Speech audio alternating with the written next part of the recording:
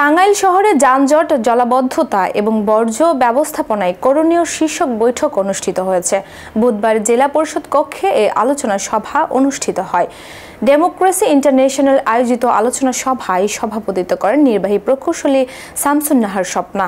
সভায় প্রধান প্রকৌশলী শহরের যানজট নিরসন, জলাবদ্ধতা এবং বর্জ্য ব্যবস্থাপনায় বিভিন্ন দিক নির্দেশনা প্রদান করেন। উক্ত সভায় ট্রাফিক পুলিশ, কবি, সাংবাদিক সহ শহরের গুরুত্বপূর্ণ ব্যক্তিবর্গ উপস্থিত ছিলেন। সভায় প্রত্যেকে এই সমস্যাসমূহ সমাধানে তাদের গুরুত্বপূর্ণ মতামত ব্যক্ত করেন। ময়লা না ফেলে তার জন্য আমরা বিভিন্ন স্থানে ডাস্টবিন স্থাপন করতে পারি, নিয়মিত ড্রেন পরিষ্কার করা এবং ড্রেনে যাতে ময়লা না ফেলে এবং জলাবদ্ধতার জন্য সৃষ্টি না হয় তার জন্য প্রতিটা ওয়ার্ডে সচেতনতামূলক কার্যক্রম চালানো যেতে পারে। মধ্যমেয়াদী যে পদক্ষেপগুলো রয়েছে, যানজট নিরসনে ট্রাফিক পুলিশ পর্যাপ্ত নিয়োগ দান করা যেতে পারে।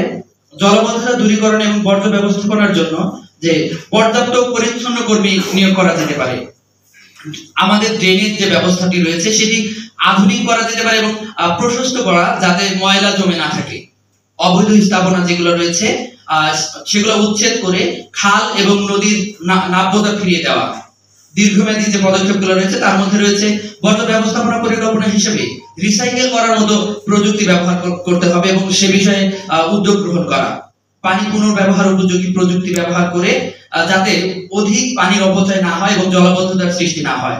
যানজট নিরসনে বিকল্প রাস্তা নির্মাণ এবং আমাদের যেসব বিকল্প রাস্তা রয়েছে যেগুলো ভাঙাচোরা সেগুলো মেরামত করা এবং যত দ্রুত সম্ভব এই কাজগুলো আমাদের করতে হবে।